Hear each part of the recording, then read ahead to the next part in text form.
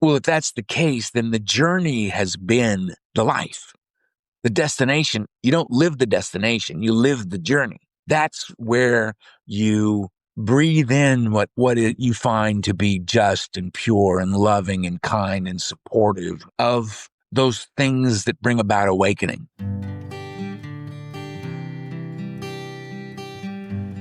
Well, hello, friends of Bill W. and other friends. You have landed on Sober Speak. My name is John M. I am an alcoholic, and we are glad you're all here, especially newcomers. Newcomers, that is, both to recovery as a whole and newcomers to this podcast. Sober Speak is a podcast about recovery centered around the 12 steps of Alcoholics Anonymous. My job here on Sober Speak is simple. My job is to provide a platform to the amazing stories of recovery all around us. Consider Sober Speak, if you will, your meeting between meetings. Please remember, we do not speak for AA or any 12-step community. We represent only ourselves. We are here to share our experience, strength, and hope with those who wish to come along for the ride.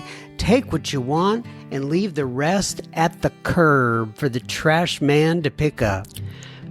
Greetings from Studio AA, deep in the heart of Texas. That was the voice of our good old friend, Mr. Earl H, that you heard at the beginning of this episode, and you are going to hear so much more from Earl on this special Soberback edition of Sober Speak.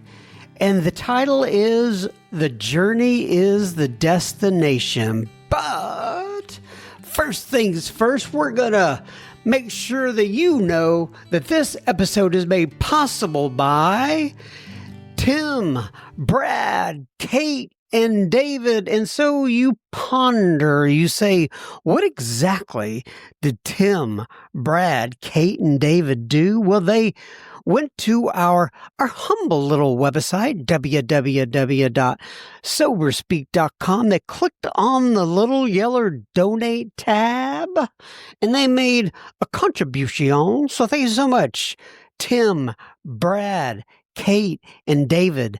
This here episode is going right out to you'uns. Okay, let me be honest. I just got off a call with AT&T. Customer service seems to be my Achilles heel. What would you call it? My weak spot. It is something that I just do not like dealing with. And I know there are a lot of people the same way. I just felt like I wasted an hour of my life trying to get something very, very simple done. And nonetheless, so, I love it when they say things like, and by the way, if you're not in the United States or you're in an area that doesn't have AT&T, AT&T is a service provider, internet provider, a television provider. They own something called DirecTV and all this sort of stuff. But anyway, it was just when they come on the call and they say, we love having you as part of the AT&T family, it just rubs me the wrong way. I know the people on the calls are doing the best they can with what they have, but this is a forced relationship. I do not want to be part of this family. If I had another choice, I would. But all the providers in that realm are kind of the same. So I don't know. But anyway, I'm just a little flustered. But we're going to go on and record this episode anyway. And did I already say thank you once again to Tim, Brad, Kate, and David? I can't even remember. But anyway, so this is like I said, a special edition of Sober Speak. So what I realized is we have this incredible trove of golden audio that has been recorded over the years. And we have new people coming on all the time to listen to the pod, and they may not want to go back to episode 200, whatever it is, and listen to all of them. They're just starting from here. And so I, as your curator, have gone back and looked at some of our most downloaded episodes of all time, or ones that really meant a lot to me. And I'm just going to, every once in a while, republish those things. So this was originally, I think it was original, if I remember right, 247 with Mr. Earl H. It would have been several years back. I don't even know when. And so we're going to replay this one again. But before we get to that spot, I am going to share with you another little special treat. We are sharing a song by Mary Lynn B. She is absolutely fantastic. She records songs that are, I think, all kinds of songs, but the main ones that she is gracious enough to share with me are songs that are 12-step related. And this one is called The Coin. Maybe you can figure out what it's about, but I know you're going to love this. I'm going to skip listener feedback this week, so we won't have any listener feedback at the end. But if you want to get in touch with Mary Lynn after hearing this song, you can write me at John, JOHN, at Soberspeak.com. And I'm going to try to remember to put a, link in the show notes where you can access her Spotify channel and all the songs that she has out there. Now I've got to remember, actually, after I finish recording this, to reach out to her and ask me to give me that. And then I'll have to put it in the show notes, which I'm happy to do. It's just a matter of remembering to do that. So hopefully I'll get to that right after I stop recording here. So anyway, once again, ladies and gentlemen, if you have not heard Earl H before, if you've not heard him talk, he is just incredible. You are in for a real treat. I know you're going to enjoy this. Remember now, we don't want you sharing your toothbrush, but we would love for you to share this episode with a friend or family member. It may be just what they need today. So pause your device and do a little sharing after you hear this share. Adios.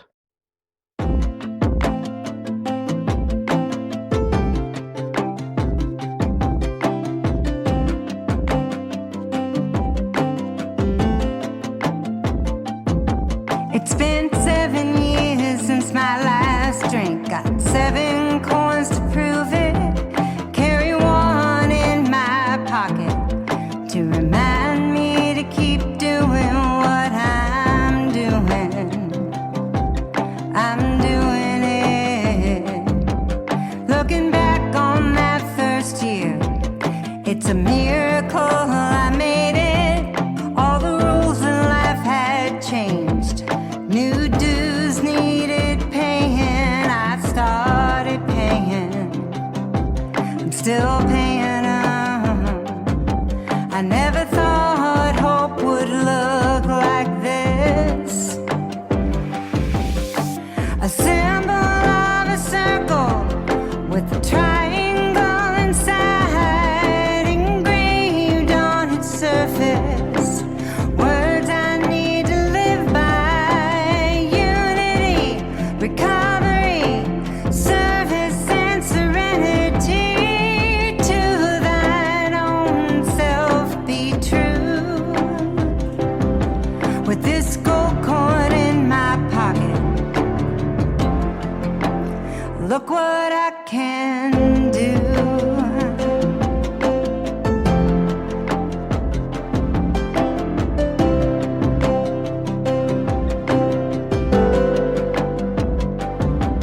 I survived my father's funeral without having to numb the pain.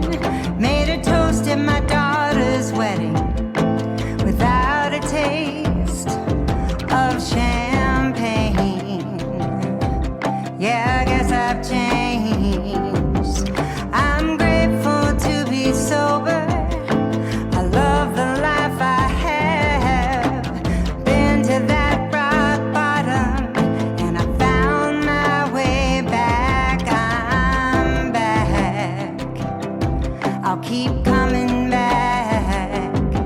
I never thought hope would look like this.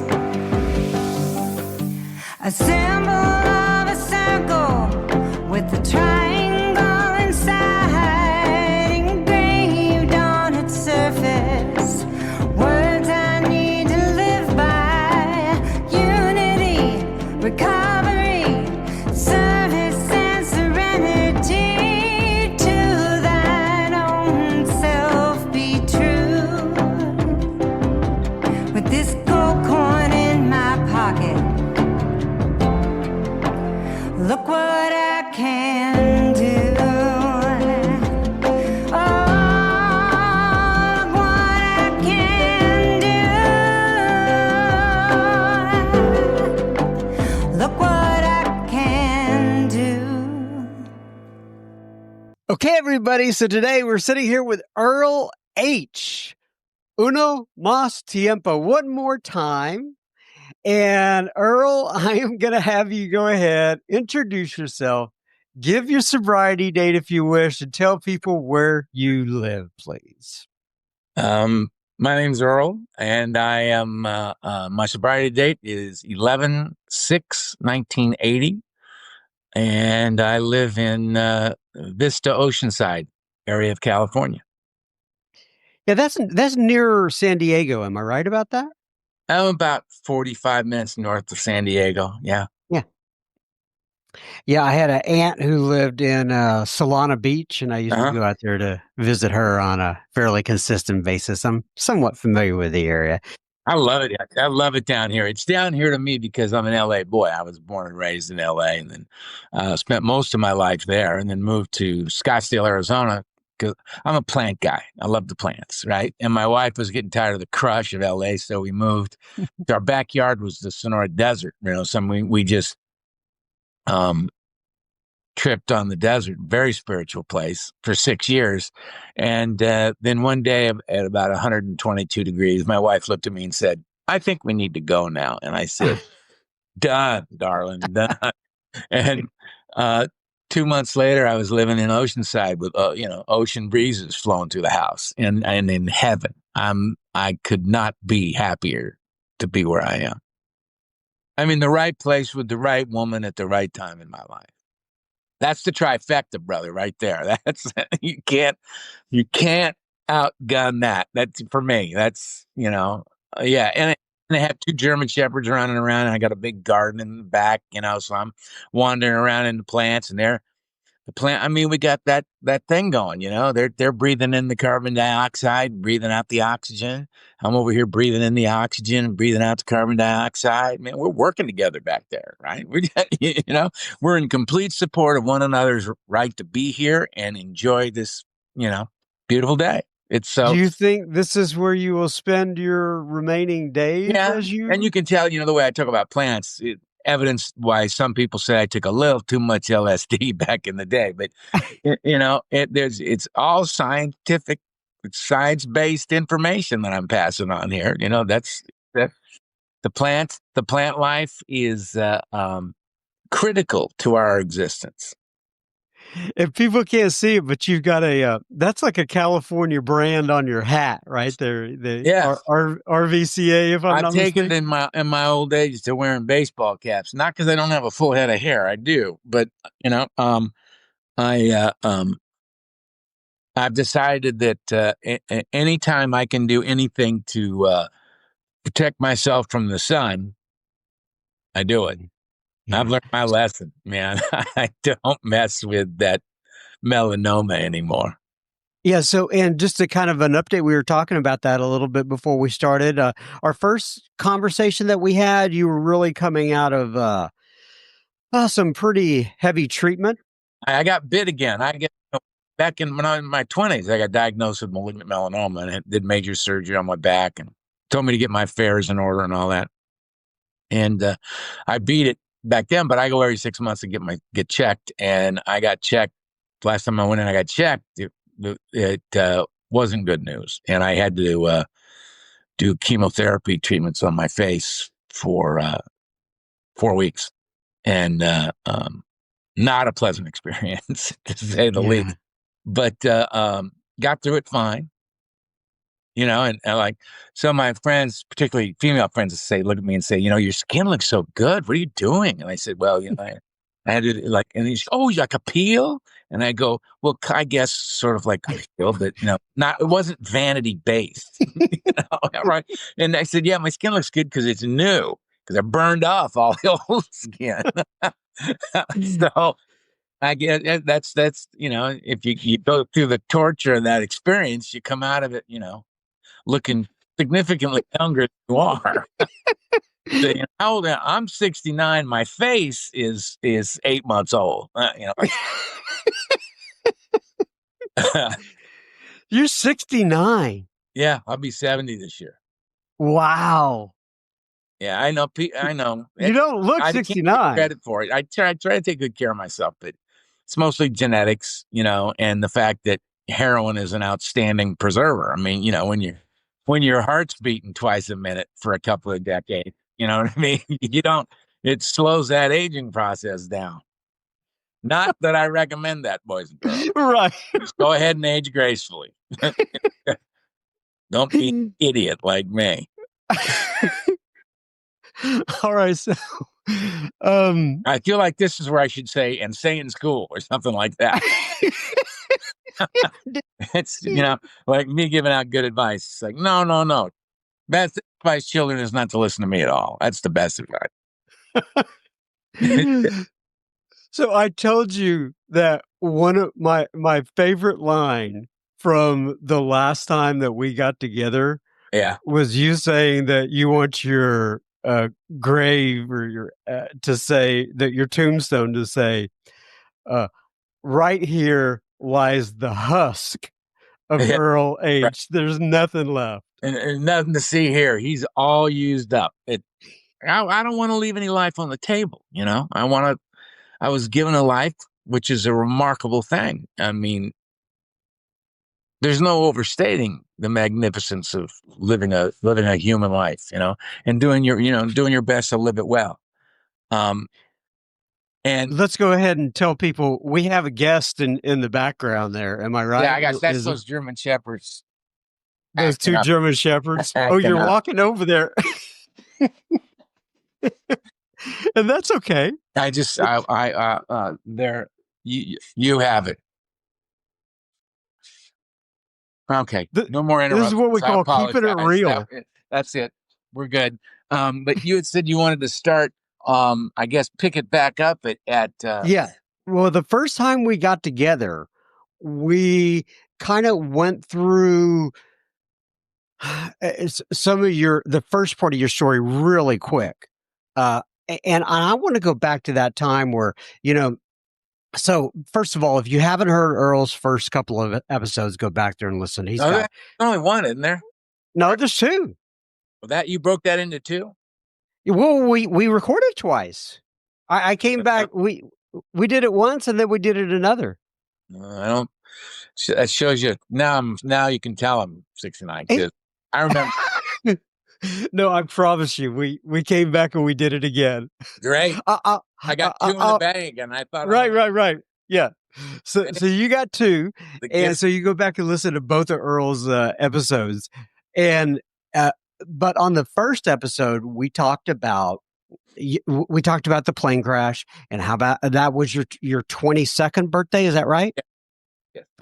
But the part that we really didn't cover very much was the part from on your birthday to however, I think it was like 12 more years or something before you got into Alcoholics Anonymous. Let's see. It was 9 years.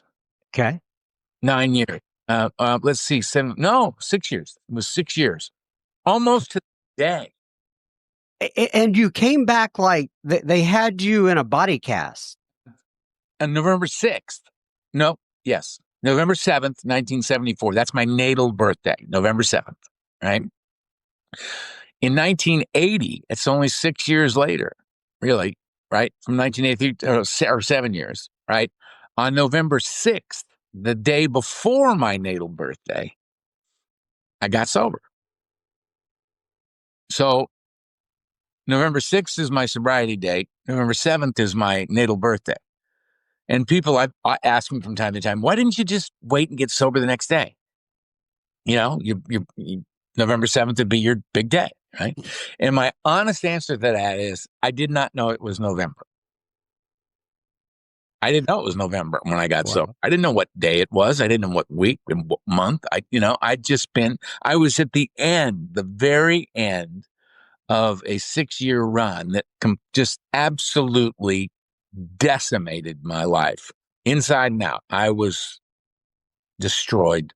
And I mean, I got carried in here. I didn't come in willingly. I came out of a blackout and it was bad. But anyway, I'm going back to the crash, when I woke up and every bone in my body was broken. I was paralyzed from the waist down. The only thing I can move is my right arm, and I can see my mother, my little sister, and my father all around me.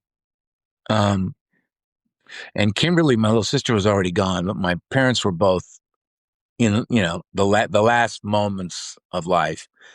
And I couldn't do anything to help them. I just laid there and watched them all bleed to death right in front of me. And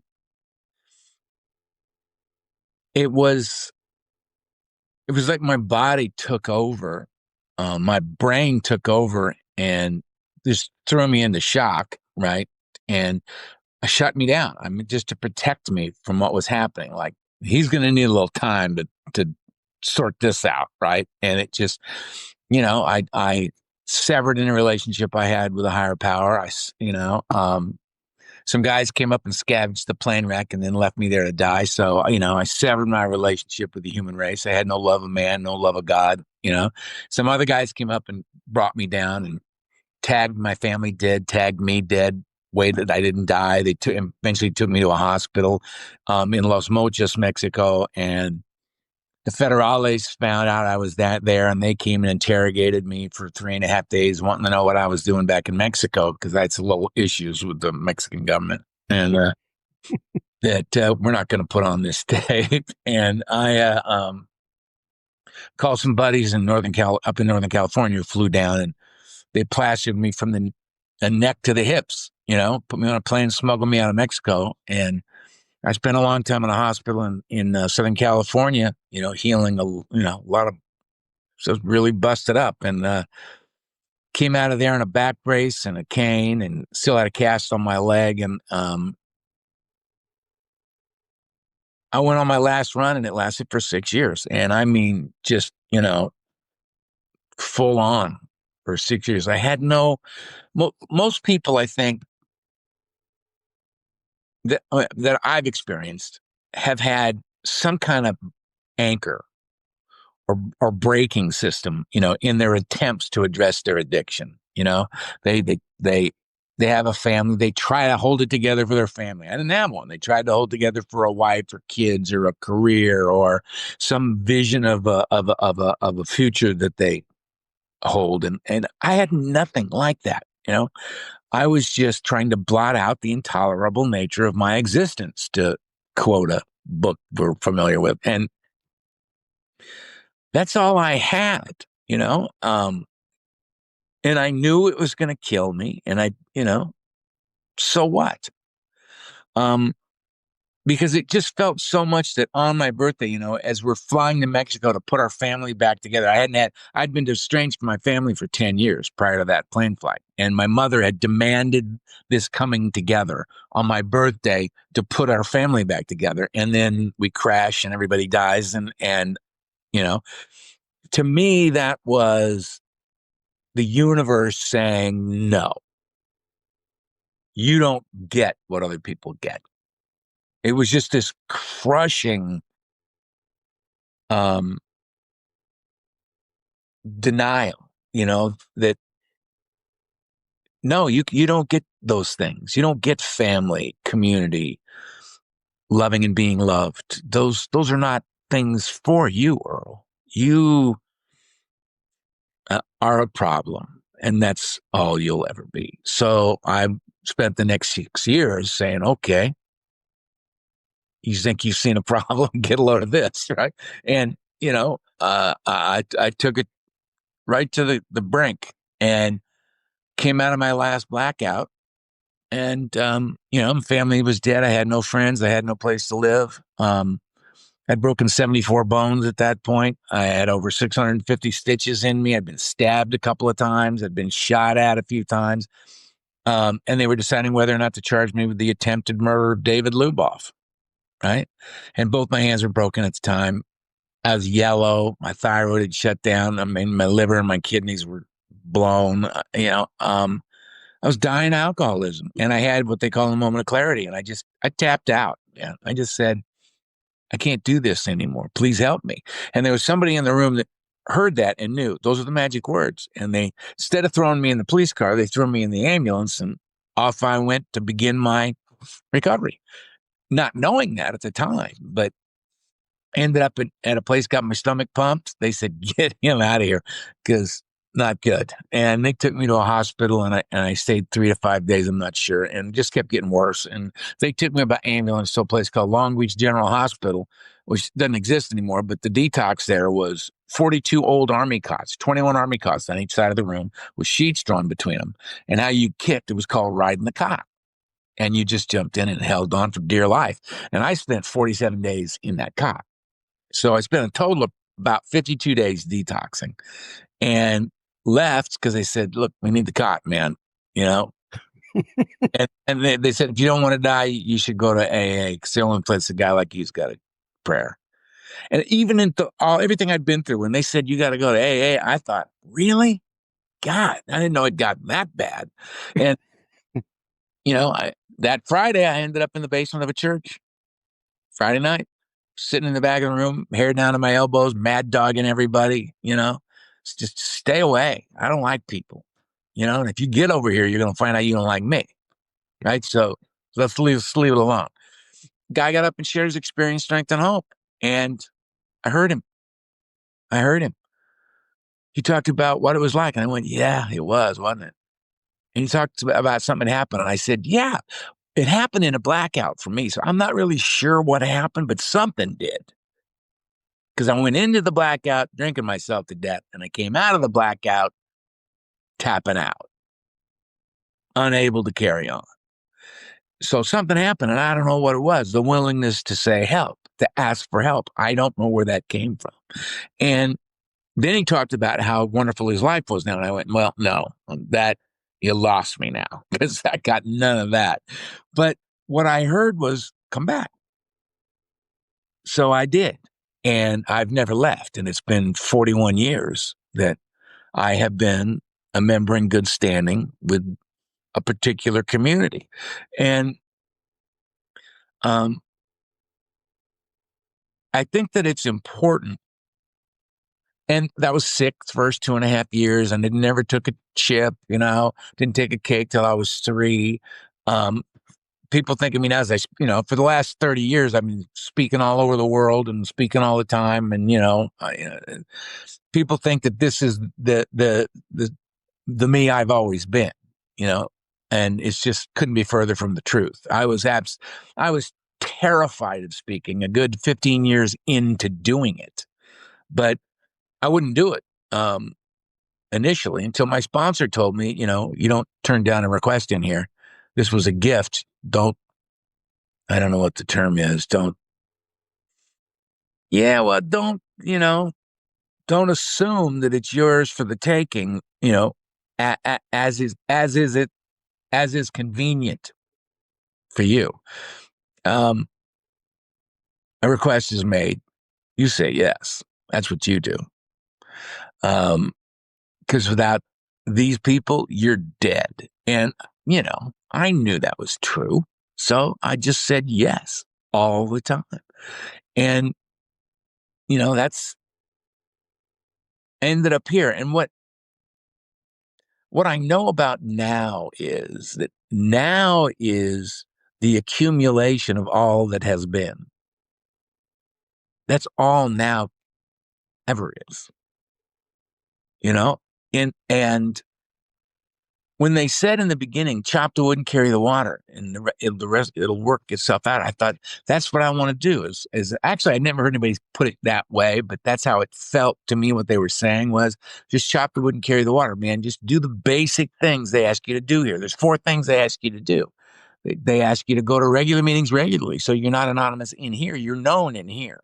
You get known in here. You have a home group. You become a part of a community. The thing that I thought I could never have was being offered to me without my knowing it, right? So go to regular meetings regularly, get a sponsor. Second thing, get a guide, get somebody who can walk you through the central core elements of what this path is about. What is the foundation of this path, right?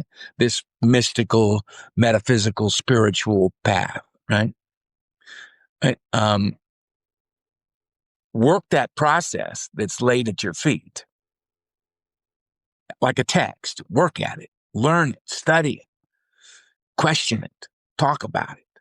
And then the last thing you do is when you've had the awakening that comes from doing that, turn around and give it to other people.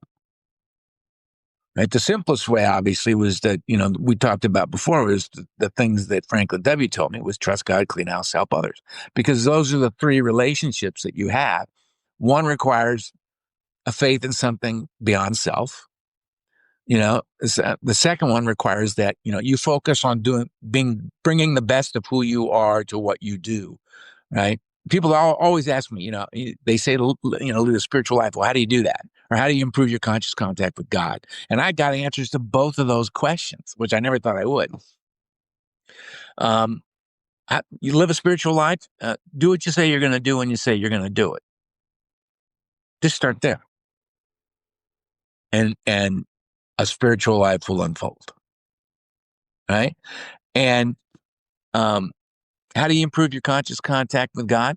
If you believe in God, a way to, great. If you don't, that's okay too. You could just know that there's consciousness beyond your own that is outside of you, that is benevolent, and at work. Obviously, each of us is not in charge of the universe. Something's holding all this together. And if you can just get out of yourself and allow that you're not God, that it must be something outside of self, or that if there's no God, there certainly are powers greater than you, nature, all kinds of things you can point to, right?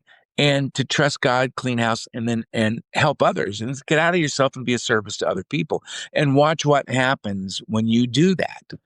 Something outside of yourself will make itself known in that exchange, in that kind of process, in doing that, in taking God. So I found that all to be true in this community.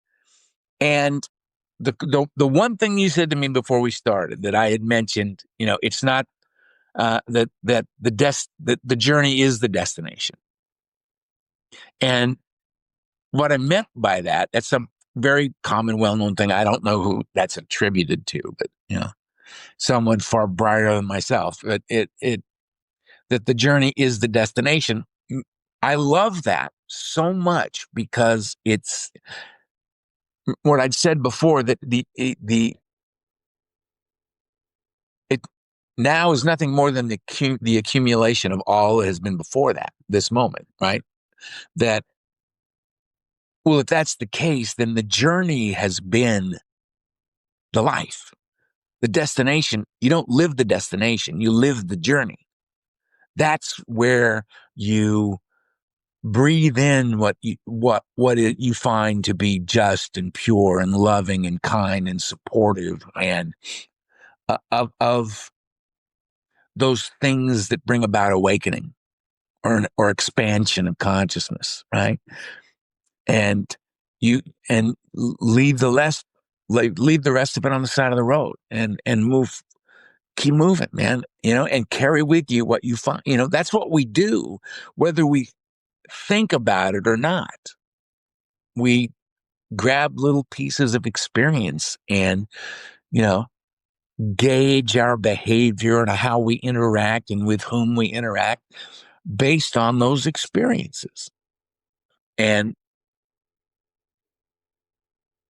the more you do that, I think, the more well-defined each individual's path becomes, and the more committed you become. I mean, what I've learned is this, is that if I do that, if I focus on the journey, if all I don't worry about, well, yeah, what are they going to say about me when it's all through? And instead, I worry about how I treat people today, how I contribute today, how I engage today. If I stay focused on now, chop this wood, carry this water, I can have no greater impact on all that will come.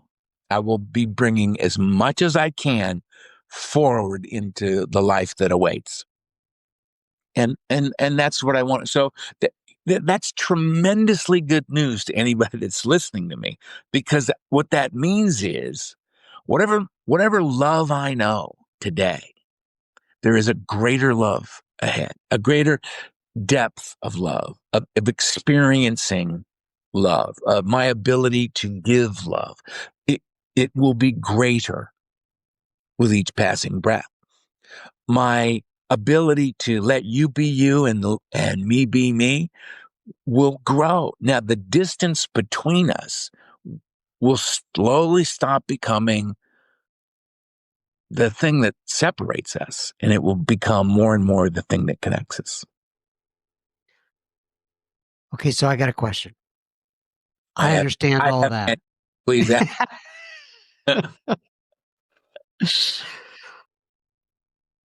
First of all, let me tell you that I think we were talking off mic after the last time we had finished chatting on the second episode, and you brought up the author of, and I can't pronounce his name, but it's Thich Nhat Hanh. Yes, thank you very much. So I ordered that book, and I've been reading it lately. Right. And it's a great little book. I use it for morning meditation, right? It kind of helps to keep you in the now. It's just like one little, story at a time. It's great. And the reason I'm bringing that up is because I'll read that and I'm doing well. And I'm wondering, in your life, because I know you go through difficult, right? You deal with difficult people all the time. I mean, on a consistent basis. I mean, you're running hard in life. I've had some conversations with you, and I know you're not a wallflower. You're getting out there and you're going and you're living life. When these difficult situations come up, how do you navigate though? I mean, because I understand the concept of living in the now. Can you like put some a real life example to how one would apply these particular principles in their life? Well, I think when you look at, let's say, the 12 steps as guidelines, it's all about three relationships with God, self, and others. That's what the steps are about, right? It's what's the problem, step one. What's the solution to that problem, step two. What should I do about that, step three. 4 and 5 is about me, scoring it away. 6 and 7 about a power greater than myself, hooking up that relationship, finding a way to maintain that, grow that. And the last thing is others, right? 8 and 9. 10, 11, and 12 are me, God, you. That's just keep the ball rolling, keep you in the game, keep it going. You know what I mean? It's not a single pass and off you go. You know what I mean? This is a lifetime of, how free do you want to be? You got to keep in the thing. It's why we meditate every morning. It's why we, turn our will and our lives over at the drop of a hat, given any situation. And when I come across dis-ease, the lack of harmony, excessive anger, these things, often, like I said, all that I've been, it brings me to now. right? And if I use that experience, and I listen to the experience of interacting with people for decades, right? I may decide that I have not been invited into this. This has nothing to do with me. And I just stay out of it. It's people forget that that's actually an option. They should just stay out of it. Not my sponsor used to say, "Oh, we just don't get into it anymore." He used to say that to me all the time because we're the kind of people that just dive into everything that something sparks up and I'm in. And like when I was at Ohio Street, when I was brand new, if a fight broke out, I was moving that way. I was moving toward it, and then some guy grabbed me by the shirt and go, "Well, that's the what we do." Go, oh, yeah, because instinctively, you know, that a fight would break out, that would scare me, and if you scared me, I'm going to attack whatever is frightening me, and that was who I was, and it was only in here that guys were going. Mm-mm. And I remember the day where a guy walked by me and said something that wasn't cool to me outside a meeting. And I just kind of went, "Have a good night, bro." And this guy sitting next to me goes, "Very smooth, dude." Looked at him and I went, "Really? Thank you." I didn't think they'd all think what a punk I was, right? And right away I got positive feedback on letting it slide, just not getting into it, right? And I called up my sponsor really excited. This thing happened and I didn't get into it. And he goes, "Really? What? A medal now we should give you?" Like, I was like, "Oh, that's not special behavior. That's just decent behavior." So there's that choice that I have. There's also, can I help?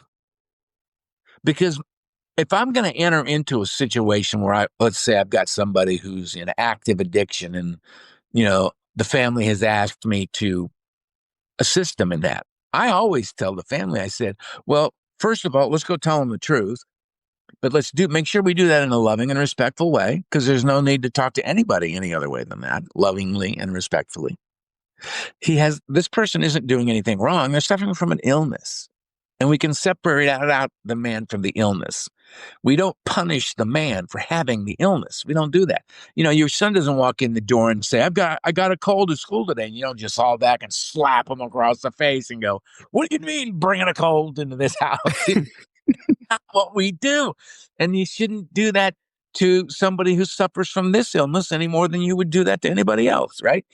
So lovingly, we just go, here's the truth, This is what's going on. We know what it is, and we know you know what it is too. And we know what we're asking is hard, but we need to do something about it. You just tell the truth and you do it in a loving and respectful way, but you also do it based in the knowledge of that over that time, you learn how that brain works. That, like one of the first things I tell families when I'm helping them is stop trying to have a rational conversation with an irrational person. That's just a complete waste of time and it annoys everyone, including the person you're trying to talk to. Stop. Because if he could stop, you can bet everything you got he would. He can't. That's the definition of addiction. Given a good reason to stop, we can't. So stop trying to get him to listen to reason. He can hear it. He just can't do it. So what we need, knowing that based on all this past experience, we need to bring into this moment that understanding and express that. Let them know. We know we're asking something hard. And if there was an easier way to do it, trust me, we'd be going that way. But there isn't. We've learned over long, long time, abstinence is the best path. And everybody says to me, yeah, what about medication-assisted treatment? You're anti-medication and all that. No, I'm not.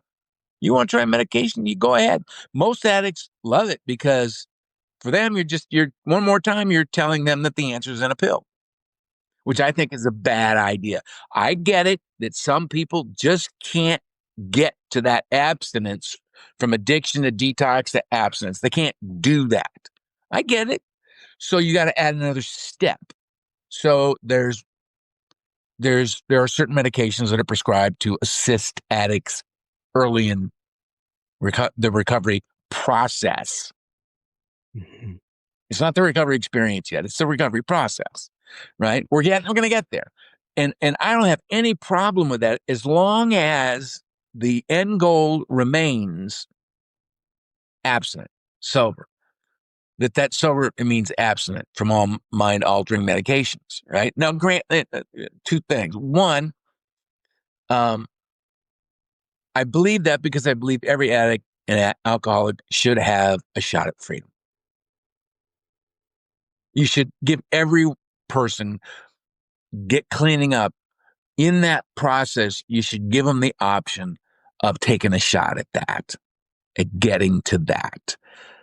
We shouldn't give up on them so quick and go, oh, well, the odds with fentanyl are really slim, or with heroin, like, this, that, blah, blah, blah, blah, blah. Yeah. Show me an easy one. They're all hard one way or another, right? And we have the communities to support you while you go through that process, that understand it based on experience, not what they've read, not based on scientific protocols, but experience. I just think that it's important to give everybody that shot, to give them that shot. So that's the work that I do, and I'm not anti-medical. Like I said, I'm not anti-medication. I just think that if that's the end goal, that's a shame. So go back to the journey as the destination. Well, this is that. To my thinking, there is no going back to it ever. You're always in the journey, and no matter where you are, you'll soon be leaving. It's where you are isn't the destination. When your heart stops beating, you've arrived. You made it. That's You're right. the destination. And if you look at it that way, life is a wonder all the way through that gets increasingly more interesting and intricate and enjoyable. If you're open to the good things in life, they're all around you. You right? Oh, I remember. I said two things, and we talked about one, and then I wandered off down another road. Right? Okay, I'm going to take a left turn, get back on that other path, and move forward. And the other thing was, I live in the real world, and I know that there's a lot of people. People are getting old, sober now. And this is really, people didn't used to get like that because people, in the old days, people, drank themselves to a point of, have destroyed their bodies, came in their 40s, 50s, on average, right?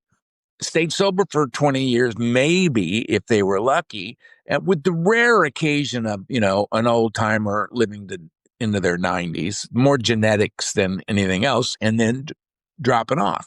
These days, the majority of people are staying sober into age groups where you develop all kinds of other problems.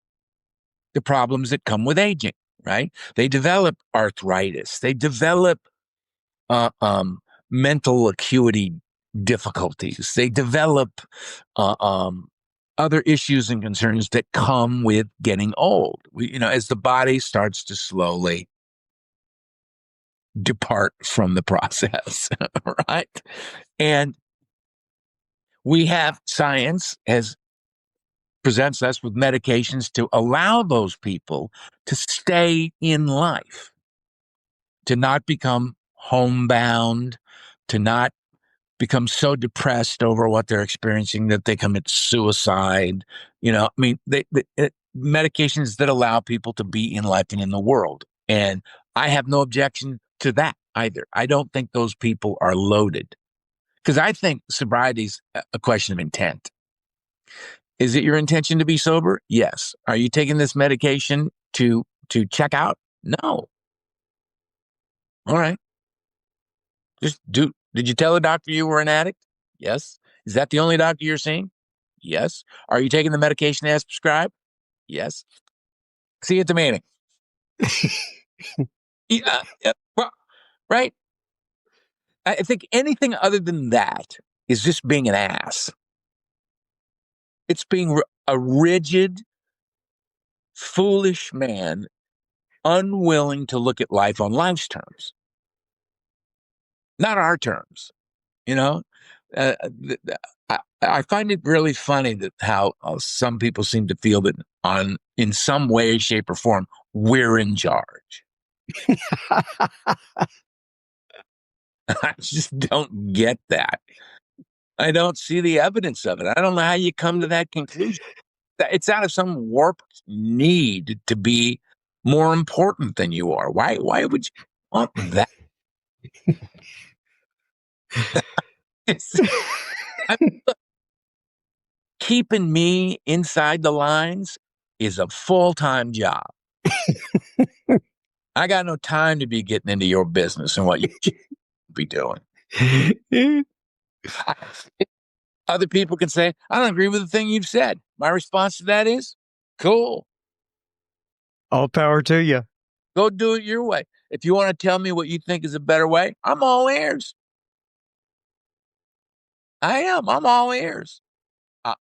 You're going to improve my view of life? Hit me. Let's get after it. I want to hear that. Because along my path, my view has changed many times. Mm-hmm. When I'll be sitting out there with 30 years clean, and somebody gets up at 2.5 years and talks about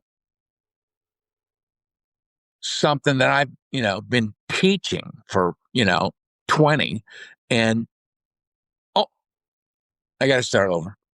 Right. It just blew the top of my head off. I went and spoke in a prison one time.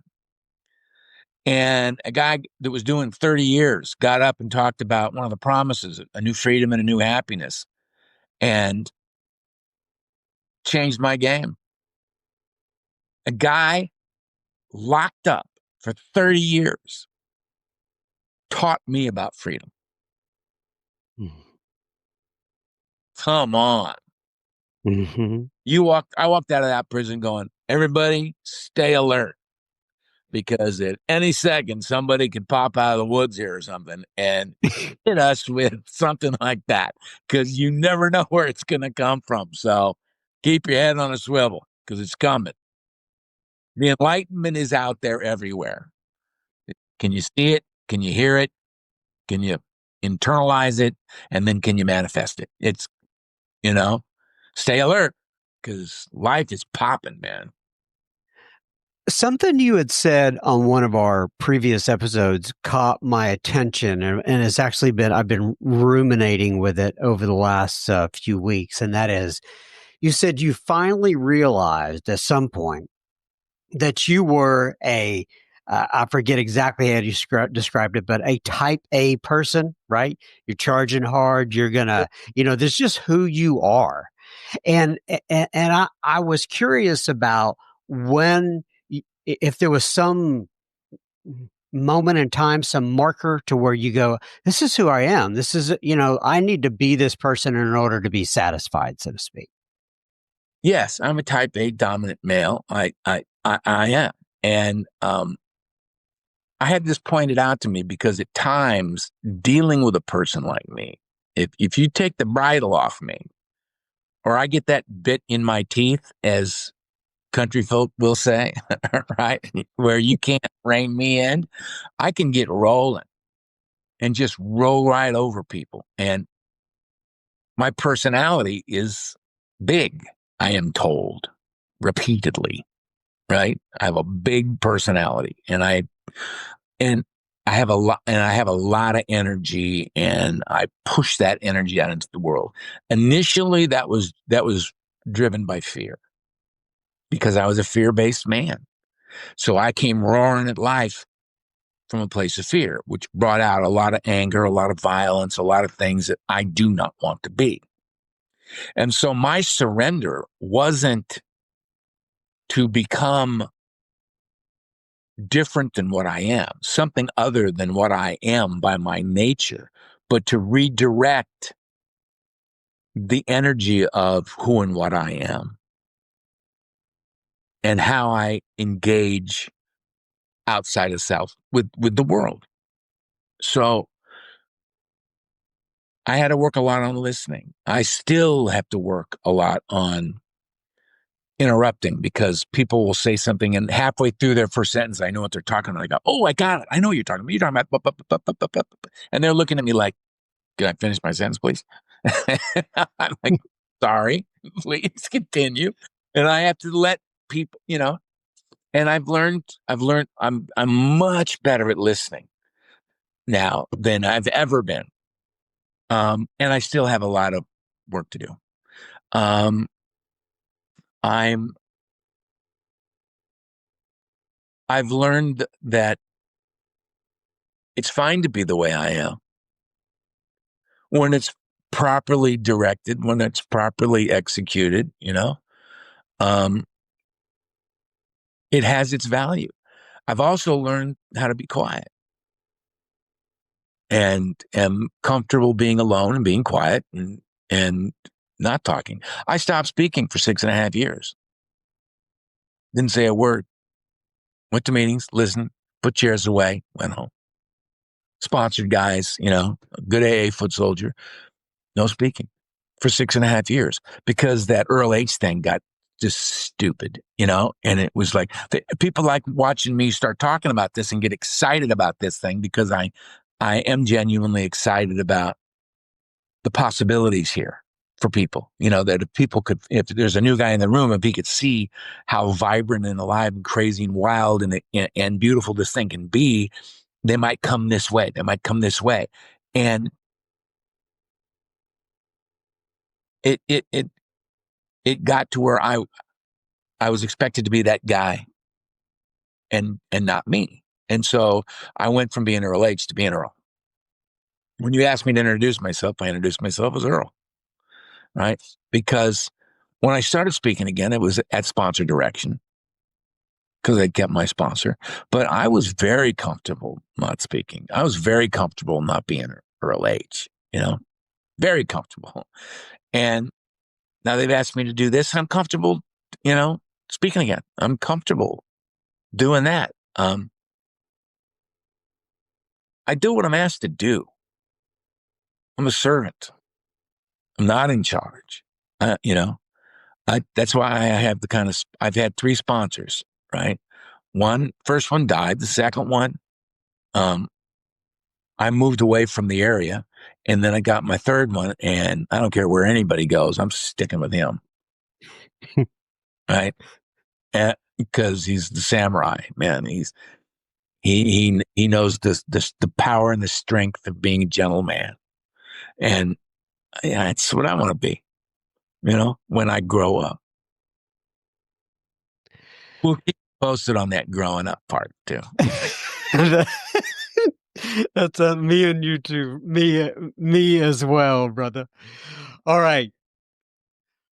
Well, I am going to wrap this one up. We're going to read from page 164 of the Big Book. And it says, abandon yourself to God as you understand God. Admit your faults to Him and to your fellows. Clear away the wreckage of your past. Give freely of what you find and join us. He's mouthing over here while I'm saying that. We shall be with you in the fellowship of the Spirit, and you will surely meet some of us, like me and Earl, as you trudge the road of happy destiny. May God bless you and keep you until then. Keep coming back, right? Mr. Earl, it's been fantastic once again. We'll get you back on again. I'll talk to you a little bit after this about getting back on the schedule if you want to, okay? Sure, brother. It's a pleasure. Keep doing your work. It's good stuff. Thank you so much, Earl. All right, man. Talk soon.